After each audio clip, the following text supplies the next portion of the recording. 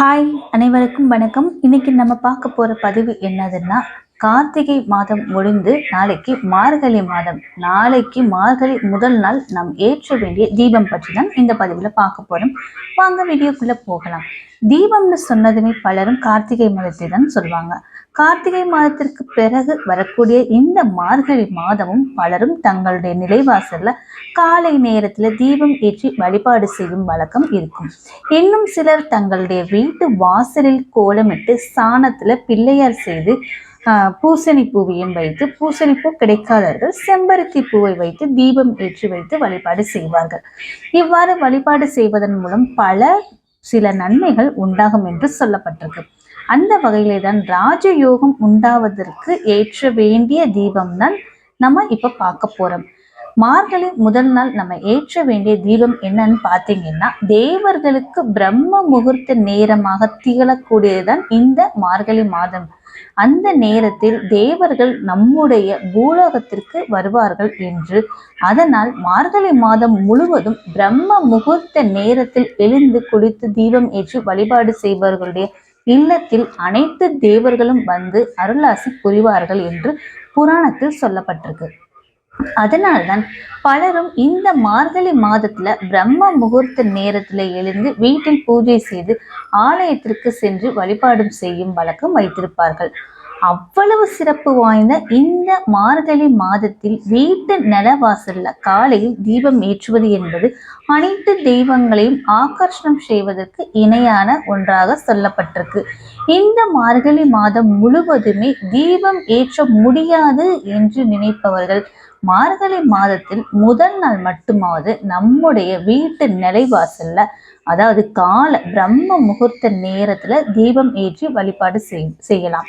4:30 மணியிலிருந்து 6 மணிக்குள் இந்த தீபத்தை ஏற்றி வழிபாடு செய்ய வேண்டும். அதாவது சூரிய உதயம் ஆவதற்கு முன்பாக இந்த தீபத்தை நம்ம ஏற்ற வேண்டும்.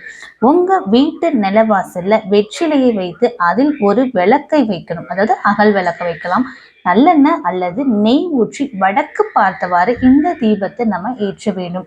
இப்படி நிலவாசல்ல தீபம் ஏற்றிய பிறகு நம்முடைய வீட்டு பூஜை அறைக்கும் தீபம் ஏற்றி வழிபாடு செய்ய வேண்டும்.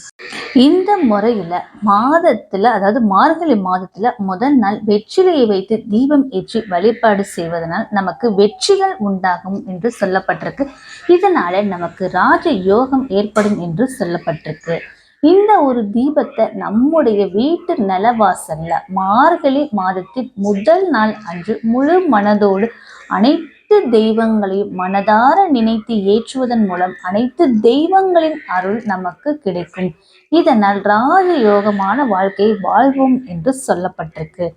நீங்க ஒண்ணு செய்ய போறதில்ல. பிரம்ம முகூர்த்த நேரத்துல காலையில நம்ம வீட்டு வாசல்ல தண்ணி தெளிச்சு கோலம் போட்டு பிறகு வெற்றிலை வைத்து அதன் மீது அகல் விளக்கு வச்சு தீபம் ஏற்றி வழிபாடு செய்யுங்க. ஒரு வீட்டுல காலையிலும் மாலையிலும் கண்டிப்பாக தீபம் ஏற்ற வேண்டும் என்று நம்முடைய முன்னோர்கள் கூறியிருக்கிறார்கள்.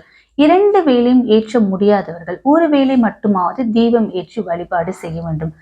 சிலருடைய வீட்டில் தினமும் தீபம் ஏற்ற முடியாவிட்டாலும் முக்கியமான நாட்கள்ல, அதாவது செவ்வாய் வெள்ளிக்கிழமையாவது தீபம் ஏற்றி வழிபாடு செய்வார்கள்.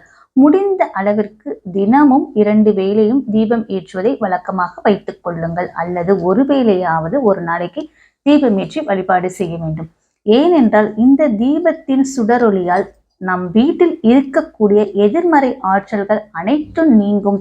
அதே நேரத்தில் நேர்மறை ஆற்றல் என்பது அதிகரிப்பதோடு அந்த தீபச்சுடரில் தான் அனைத்து தெய்வங்களும் இருக்கிறார்கள் என்று சொல்லப்பட்டிருக்கு. ஜோதி வடிவமாகத்தான் அனைத்து விதமான தெய்வங்களும் திகழ்கிறார்கள் என்பது புராணங்கள்ல சொல்லப்பட்டிருக்கு. இதுதான் உண்மை. அந்த ஜோதி வடிவத்தை நம்முடைய வீட்டில் நாம் ஏற்றும் பொழுது அனைத்து விதமான தெய்வங்களின் அருள் நமக்கு கிடைக்கும்.